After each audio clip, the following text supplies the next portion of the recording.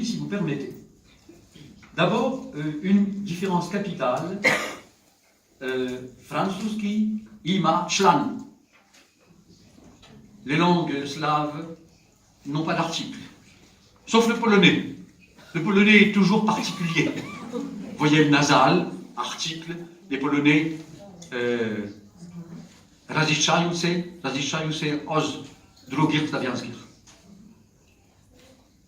Bon, on a donc des articles en polonais, ou du moins c'est l'analyse que font les spécialistes du polonais, mais le bosnien serbo-croate n'a pas d'article. Donc il est important d'apprendre l'article. En français, aucun substantif ne peut s'employer sans article. C'est une règle générale. Elle a évidemment de nombreuses exceptions. On peut très bien employer l'article dans certains cas, et même dans certains cas, on doit l'employer. Dans une énumération, par exemple, il y a eu un grand accident. Un accident. Vous comprenez ce mot?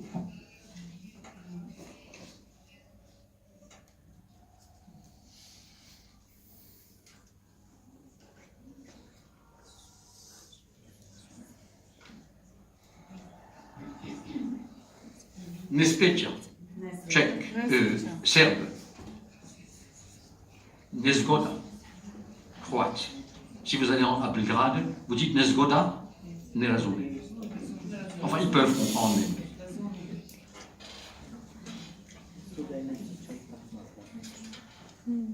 J'ai écrit il y a quelque temps un article en croate, enfin en français avec une partie en croate. Le titre était Razlika između srpskog i hrvatskog nije šala. Je vais vous reparler de ça tout à l'heure. Il y a ici une petite caractéristique amusante à rappeler. Je passe à la morphologie. Donc oui, j'y suis passé, je commençais par l'article. Autre chose encore. Il y a une simplicité en français. Par opposition au bosnien, le français est une langue qui n'a pas de pluriel.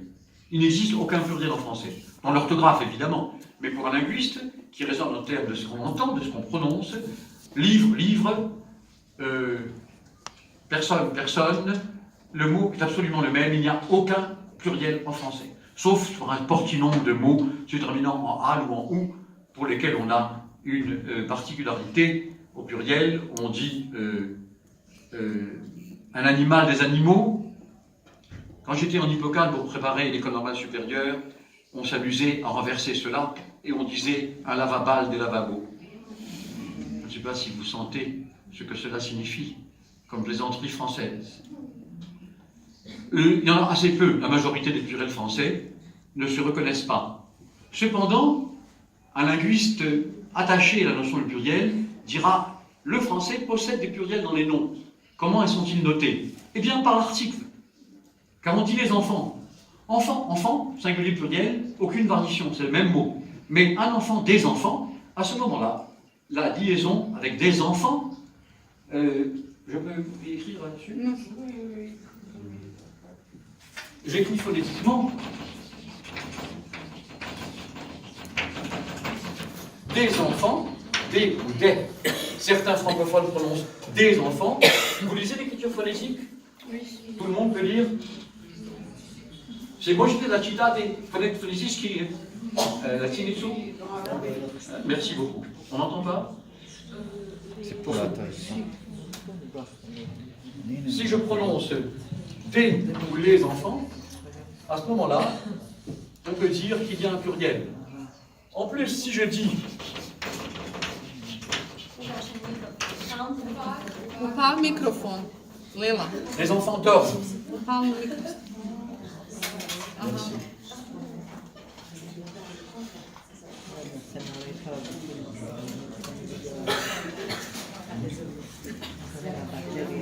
Ça marche pas.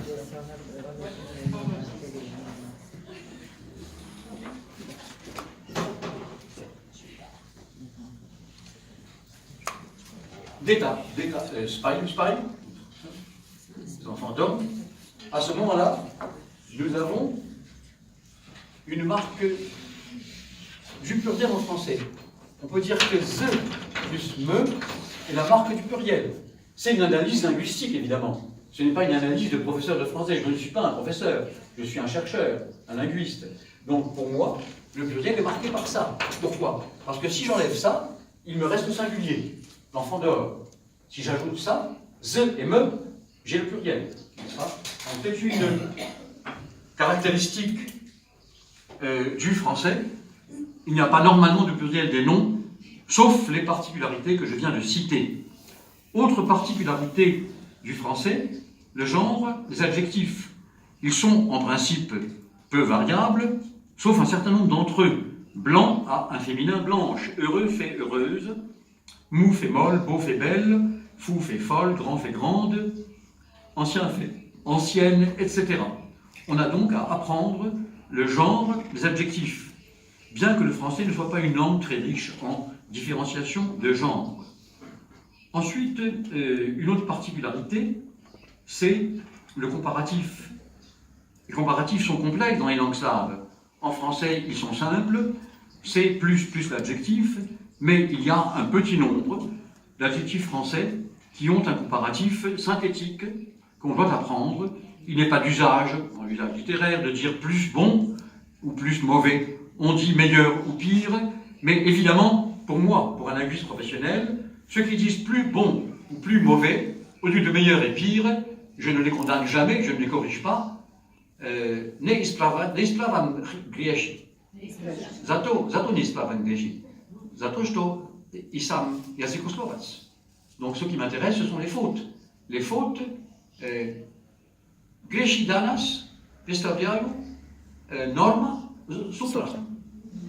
Les fautes d'aujourd'hui représentent la norme de demain. C'est comme ça que les langues évoluent. Donc, vous devez savoir, les linguistes ne sont pas puristes. Je ne suis pas un professeur de français. Mon français est littéraire. Pourquoi? Parce que c'est celui que j'ai appris.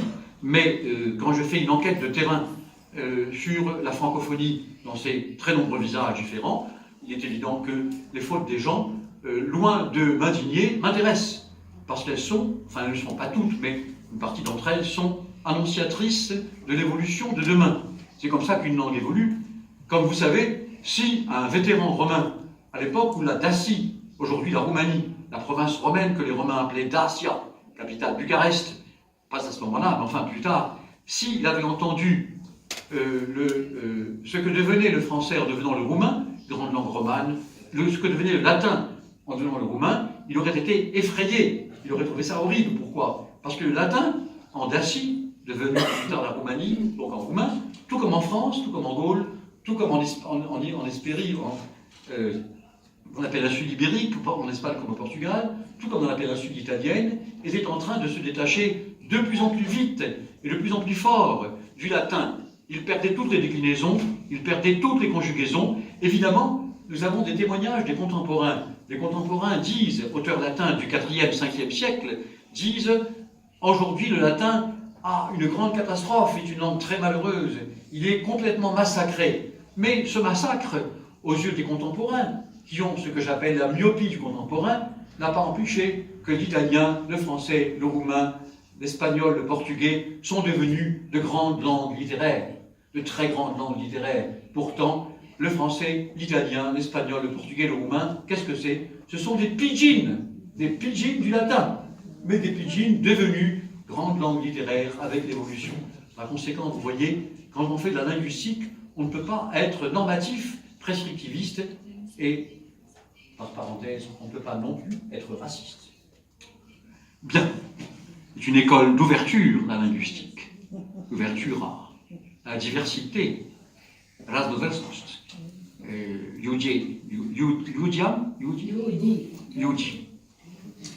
Ludzi, c'est en russe. Bon, voilà donc une caractéristique sur les évolutions. Il y a maintenant deux mots difficiles du français. Ces deux mots difficiles ont une caractéristique.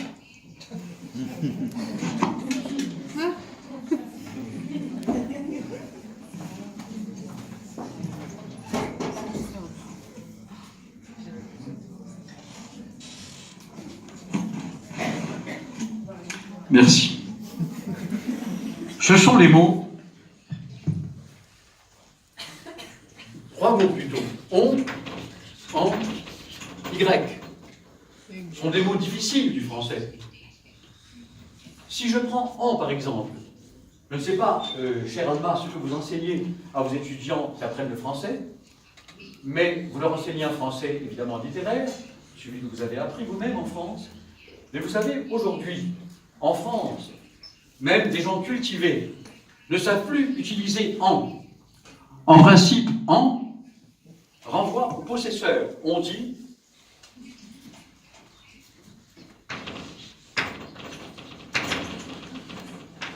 j'aime ce livre. Volume, pour vous knigou. J'aime ce livre. J'en ai lu.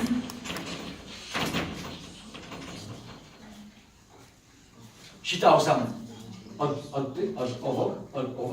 J'en ai lu 10 pages. J'en ai lu les premières pages.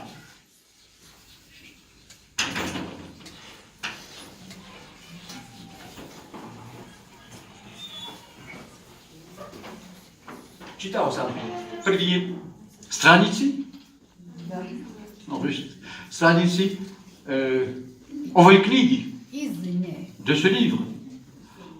En français, quand on dit j'en ai lu, le en indique la possession de livres.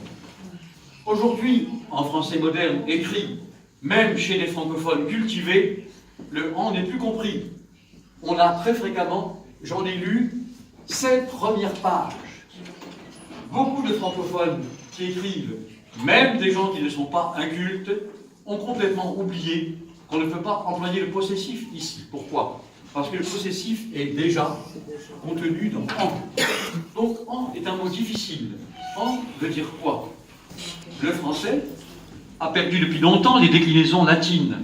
Il n'y a pas de génitif en français comme dans les langues slaves, qui ont génitif, instrumental, accusatif, etc. Le français a tout perdu. Il avait jusqu'au XIVe siècle des déclinaisons, mais il a tout perdu. Mais il a conservé un petit nombre de cas. Le système personnel du français est encore un système de déclinaison, car je, me et moi, ou tu te dis, toi, etc., peuvent être considérés comme des cas de déclinaison nominatif, accusatif, génitif, datif du français. Mais dans les substantifs, dans les noms, sur ischez. On dit comme ça? Ischez. Tout a disparu. Il n'y a plus aucune déclinaison. Tandis que, en français ancien, les déclinaisons existaient tout à fait. Donc, en est un des rares restes de déclinaison parce que en signifie génitif. Roditani. Roditani padej? Genitif. Génitif. Pardon? Genitif. Génitif. Bon, ça. Y maintenant, qu'est-ce que c'est? Ça veut dire dans ça. Dans cela. Y est un mot très difficile du français. Par exemple,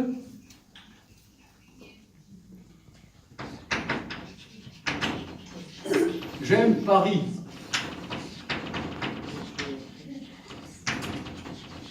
J'y suis allé. Souvent.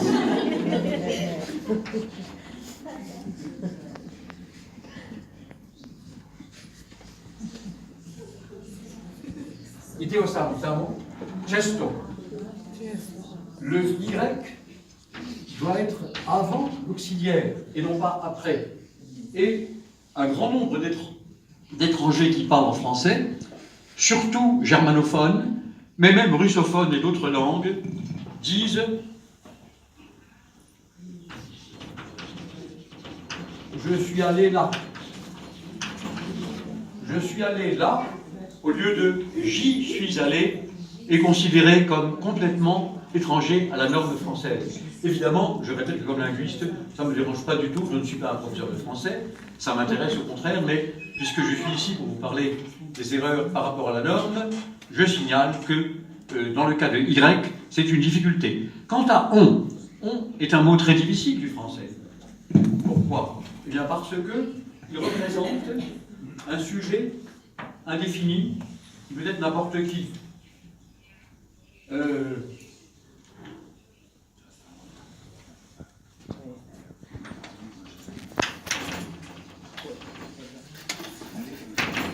Mon travail ici, comment on va dire ça en bosnien? Seraji ovde? Ovde seraji? Bon, en bosnien, on a la formation pronominale avec c'est. Le on n'existe pas. Donc on est un mot difficile. Il signifie un sujet impersonnel ou indéterminé. D'accord? Voilà des difficultés du français sur le plan morphologique.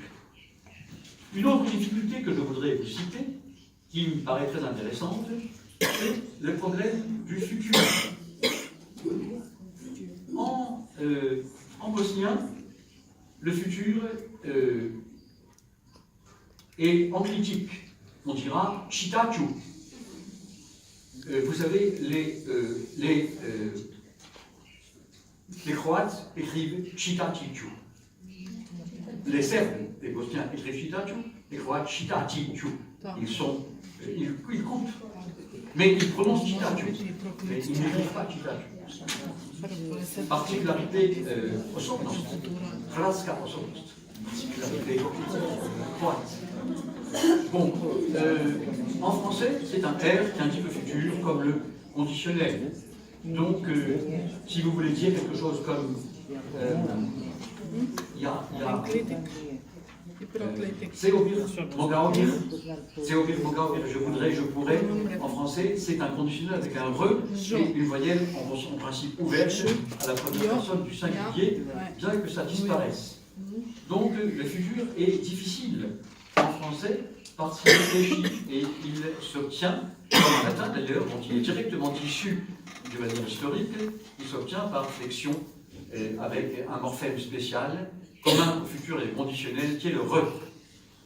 Je voudrais aussi vous signaler quelque chose.